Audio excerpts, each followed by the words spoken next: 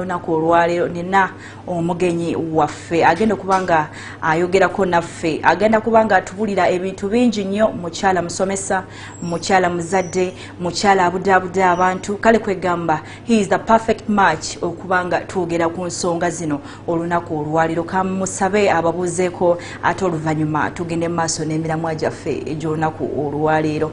Nsanyusa okulaba. Nange nsanyusa okukusanga. Amannya Ayenze Elon Chiwumolo okuva mu Family Comfort Foundation.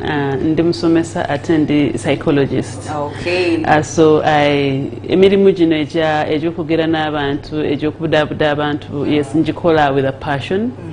Kubanga kati yes nje emirimu gye mmanyi nti gye nazaalibwa okukola. Wazaalibwa okukola? Yes. Wateekayo obudde n'ogenda n'obanguka? Yes, ne mbanguka ate I discovered that other gift in me. So eventually nengenda nenkola kinensoma okugattako ku kirabo. And yes. Wakola ki okwezuula nti omulimu gw'olina kusomesa na kubudaabuda bantu? Kati okusomesa bwe mba ndi mu class I'm a fine art teacher. Kati much as I'm a fine art teacher, I do a lot of counseling. Kati nga ndaba mu fine arts, I'm not really used to capacity, but as a counselor, these people would really miss me. And when we are starting class, the students tell me, teacher, counseling. So they come to my class and their basic is counseling. About so much. So at around clocking 30 years, I discovered, yes, I belong there. When I discovered I belong there, I went in for the course. Actually, someone sponsored me for the course of psychology. Okay. I sorted out their issue, their family issue. So yes, that's how I went into it. Oh, Gambia, only fine art teacher. Tumanyi bulungi mubeera mukuba bifaananyi kusiiga. I thought ogenda kungamba osomesa divinity or CRE kubanga eyo gye ndaba guiding and counseling we gyayinza okubanga agwa. Yes, oli mutuufu naye kati Katonda nga bw'atuwa ebirabo, it is strange, you know. It is also a strange combination kugamba okubeera nti nno ndi fine art teacher and a psychologist, yes. But again, these two courses cut across. Psychology ne art bina ebigattira. No, true. For example, in art we are trained to appreciate. Mu art tutunulira kintu nti nakyo kibi. There is something good about, you know. Mwina nengombe gamba any mistake in fine art, it's a design. Can be a design, yes. Okay. Kati ate in psychology we are trained to analyze behavior. Twekenneenya empisa. Abantu mbabeda bagamba nti tubagamba mbuno obongo bwange kati omanyi endowooza nedda we are just trained to analyze behavior. Kati bwe twekenneenya empisa ezo then we can identify. That's why kati fe issue esobola okubeera nga nnene nnyo ffe tetugigezza, but we ask what is behind that, because bwe tuba nga tunafuna solution we don't judge them, but behind it, yes, we shall dig out and tujja kufuna answer yajo. Okay. Era nga Aaron bwagambye ebiseera bisinga owabeerawo embeera eriwo, but abantu bangwirwa nnyo kubanga bajajenga ku kifo ky'okudiginga deep ku nsonga eyo okumanya obuzibu buviiridde wa Aaron. Olunaku olwaleero situse era nga waliwo ensonga nnyingi nnyo eziri okubanga zitambula mu ggwanga. Olunaku olwajjo olupapula lw'amawulire New Vision yavuddeyo neewandiika nti 14 million Ugandans are mentally ill. Abantu ebiseera bisinga bwe bawulira ekigambo oba mental health problems bamanyirawo nti ono mubi wa ddalu. Kituufu kyekyo ekirimu ekyo? Kakati tetugenda gamba nti no bagwi wa ddalu, but eddalu lirinamu segments oba lirinamu grades. Nti obulalu businziira nti bwe twogera ku mental health, yes, tutunuulira obulalu. Naye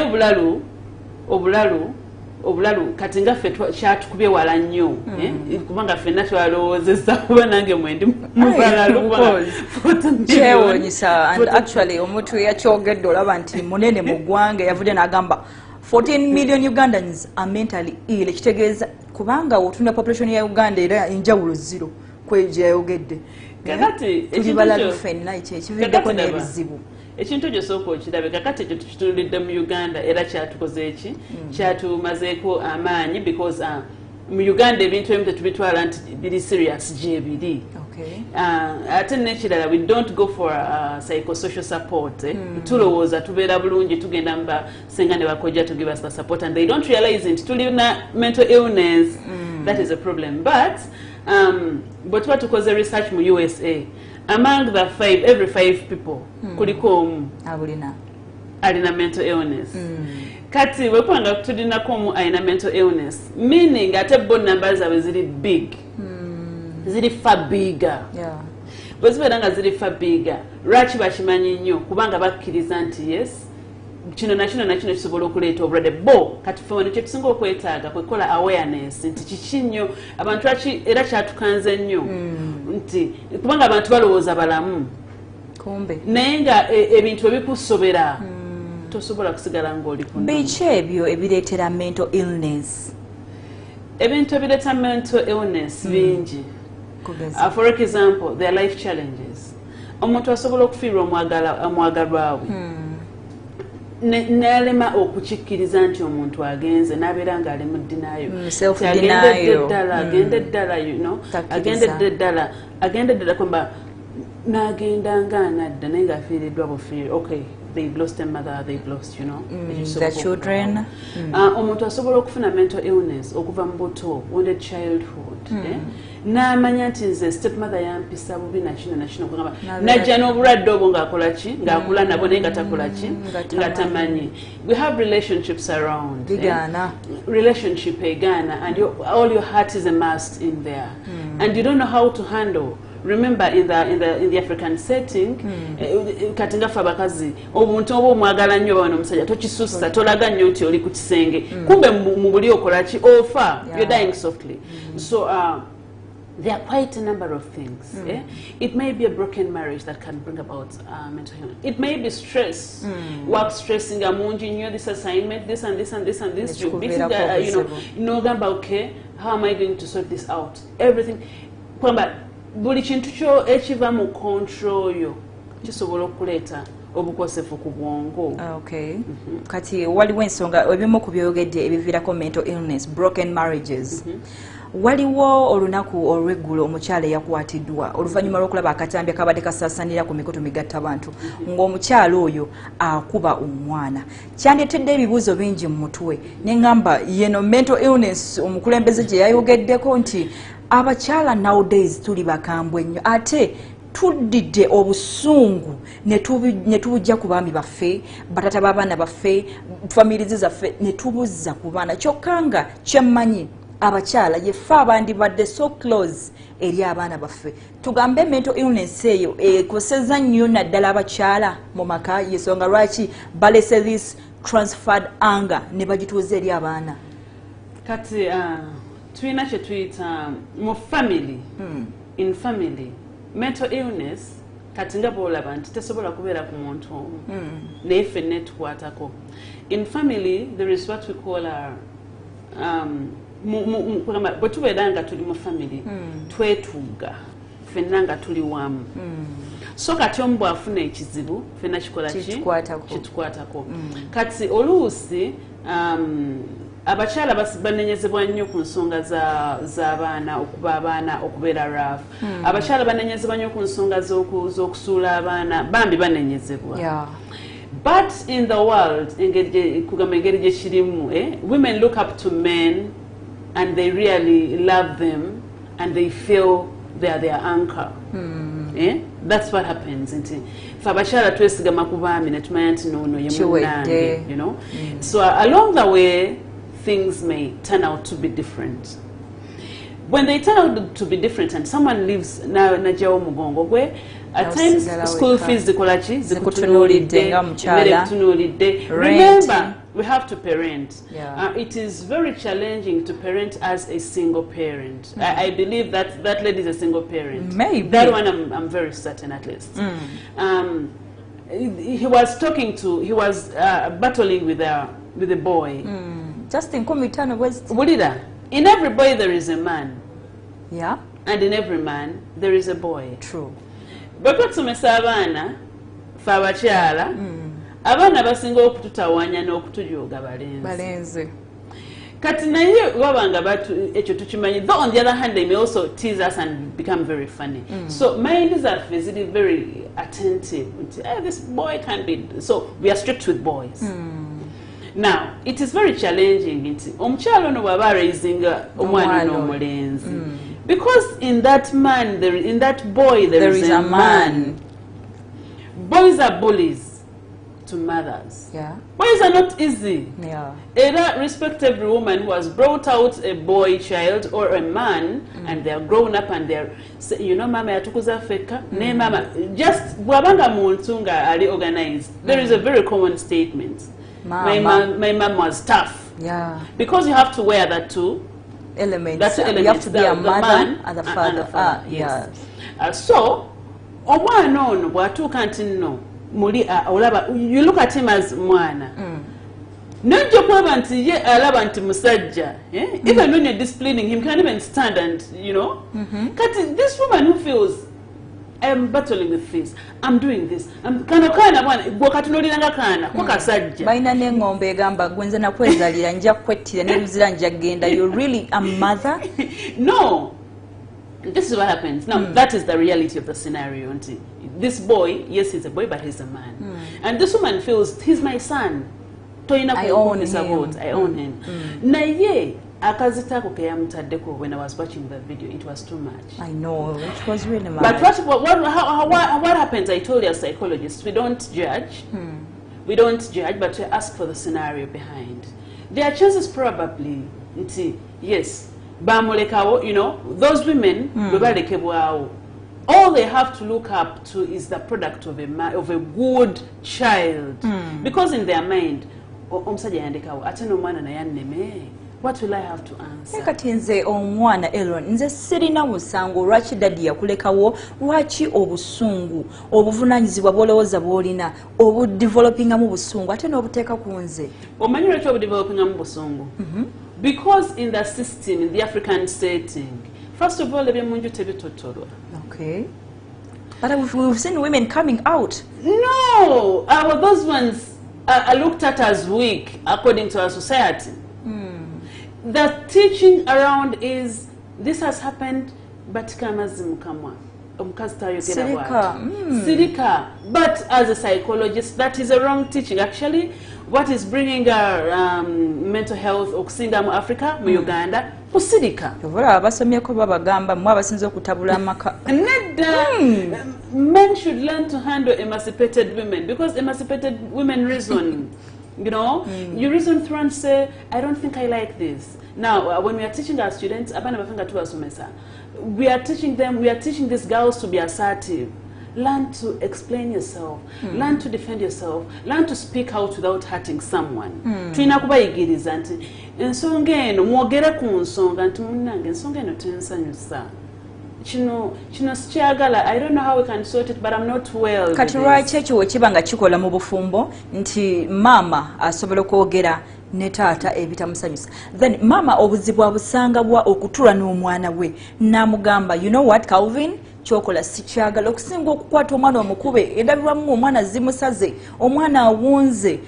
Lwaki mama tatula na mwana ne boogera boogeza okusinga okumukuba? Kakati that is a process. That is a parenting, buli muntu alina parenting style. But that is that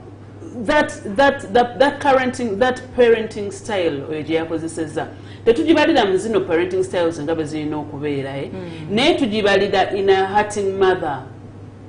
Hurting people hurt others. Actually, that was not parenting. We cannot say it was parenting. We cannot say it was a transfer of anger. Yeah, transferred anger. It was transferred anger. Now here is our challenge. How do we handle such issues? Exactly, that's what I want them to know today. How do we handle such issues? First of all, it is important to know nti ensonga yeso giri muweka. Waliyo n'abalala abajitamu. Mu mental health week, there are things that we are emphasizing as psychologists. Learn to kiriza nti bimulwadde, first of all. Embeera bw'ebanga ekusobedde, that automatically oli ku age ya mental illness, bw'ekusobera oli ku age kati just declare out I'm not well. In our setting, we think that declaring ourselves is a weakness. It is not a weakness. It is a strength. I recall sometime, there was a time when I was really going through issues, and yes, there were big issues. And I would declare out, I'm not well, I'm not well, I'm not well. But in the African setting, it was like, never nange, but why was I declaring myself that I'm not well? Is to learn to live with my baggage. We're consoling. You know, you live with your baggage into, yes, this and this is happening, yes, but this is it. This is it. You live with it. Now, the fact that tetuba tukkiriza kwogera ku bintu biri nti naye betebabyogerako naye olumwa, you know, that is one of kyekisinza okutuleetera ebintu ebyo okukula. Kati ekyomwami bwe kikula, assuming kya mwami n'ekyomulimu ne kijja nakyo ne kyegattako, ekyomwana ya performance oba ne kijja, really kwegamba n'okuŋŋaanya akayumba k'ebizibu ne bikuyingira munda mu mutima, all you can do is to beat your child. Kati ate n'ekirala, you transfer, you not only transfer kakati you're transferring ku baana. We've seen people in society and they are bitter with us. Nogaba bannange ono yabaaki ono namukoze kumbe bambi sister sortinga n'ebuli dakiika payiringa na payiringa bya office na payiringa eby'omwami na payiringa bya boyfriend na payiringa by'abaana na payiringa, you know, na payiringa. They don't have time to speak out.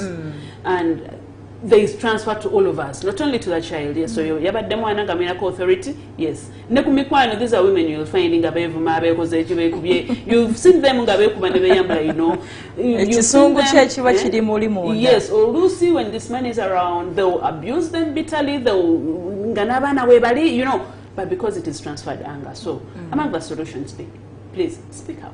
Waliwo n'abatera okugamba nze munnange oba musajja oba mukazi nga musirise saagala oyo asirika n'okola kino naye wasituse bw'ati bwe bawulira yamusse naye nga busungu bwe bukoze eki bwe bumuviddeko kubanga ate akola ekyo kyatandyagadde kubanga akola. So at times we need to tell our friends abatuli okumpi oba maama wasobola okubeera kojjaawo, anyone gw'owulira nga you trust n'ogenda nayogerako naye mu mbeera yonna gy'obeera oyitamu. Kati Aaron, njagala obulira abazadde abalaba ba TV saawa eno, ku myaka ki omuggo we gulina okuteekebwa eri ebbali nga mulina kufuna one-on-one n'omwana wo mwogere era olowooza omuggo guno gukola kinene nnyo mu kugunjula abaana? Kakati emiggo gya njawulo, though okuddayo kuwali emabega saagala abantu bagende mu basinga nabakojja kubabuulirira. Let them seek professional counsel. Seek professional counsel. Mujje mu psychologists, abantu abalina authority okwogera ebintu ebyo bababuulire, kubanga in the kojja senga setting it is sirika ebyo tebabyogera. Anti waliwo kojja bano bakojja wange muganda wa maama abo tubaleke ekyo gamba tati wali bano bakojja betu ab'omunsi betwamanyi naye nguye kojja gundi basenga baani abo we batyo okusinziira ku bukosefu bwe tulina oku-upgradinga okutegeera nti twetaaga professional counsel. Okimanyi nti ffe mu mental health discoveries abantu basinga because bagenze mu basawo abaganda, witch doctors for mental health, because singa ajja kugamba omwami oyo ebyewammwe you know those things, please seek professional counsel. So that is one thing. Mbadde nzira wali amabega, then ombuuziza nti no myaka ki nti omwana waba wezeze emyaka gino omuggo tegukola tutule butuuzi. Kakati omuggo tegwandize mu parenting, because parenting would go with friendship, you see. Kati omuggo guvaayo circumstantially nga tewali kyakola ng'ebintu bisobya, that's why omuggo gukola ki kooti neetuula. Naye emiggo kisinzira miggo ki. Omuggo tegugunjula mwana. Baana balina waya mu nnyumba. Omuggo tegugunjula mwana. Solido. Oli mutuufu. Omuggo tegugunjula mwana. Naye ate omukwano gugunjula omwana. Naye omukwano oguli regulated. Omukwano ogulaga distance. Abaana abo balaba. Much as batwagala nga naffe tubaagala. There are times when they take us for granted. True. They are sure that you njagala daddies njagala mami tasobola kukola kino kwa mami. Batumanyi bulungi nnyo. there is this friendship whereby, yes, they celebrate you every day, you know, daddy, yes, those things. They have to celebrate you, and they have to know that their values, actually, there are things we can use while parenting. For example, TikTok, parenting and branding. And there is this thing that we talk about. Your child is your brand, but accountability. You have to have catchwords in your house. What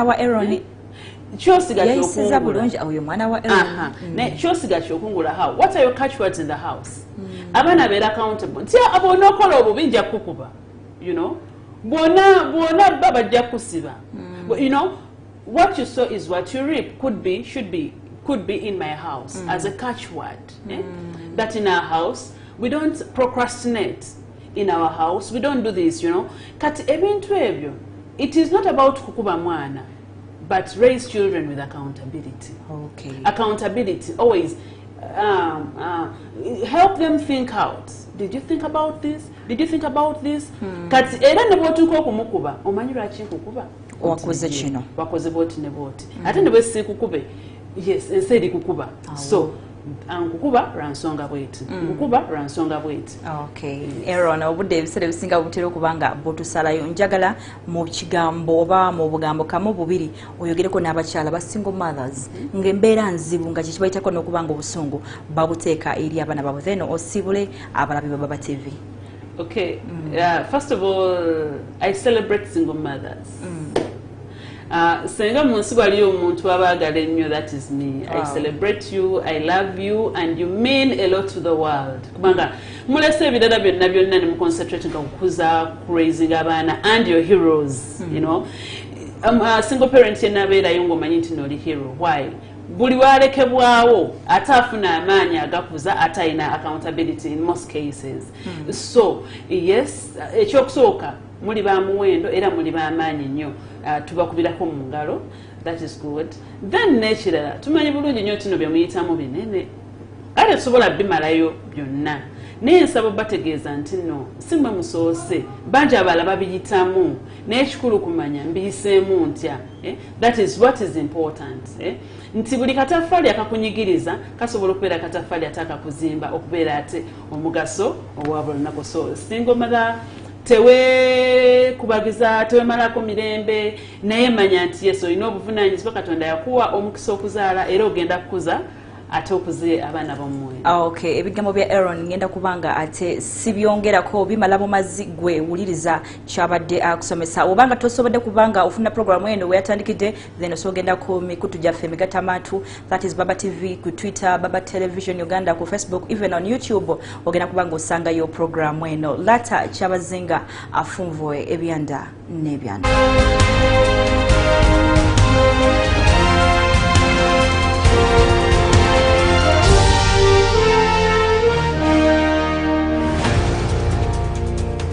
Nga bikutusibwaku wetegekera ebiseera bye eby'omu maaso ng'omanyi nti obugagga bwa famire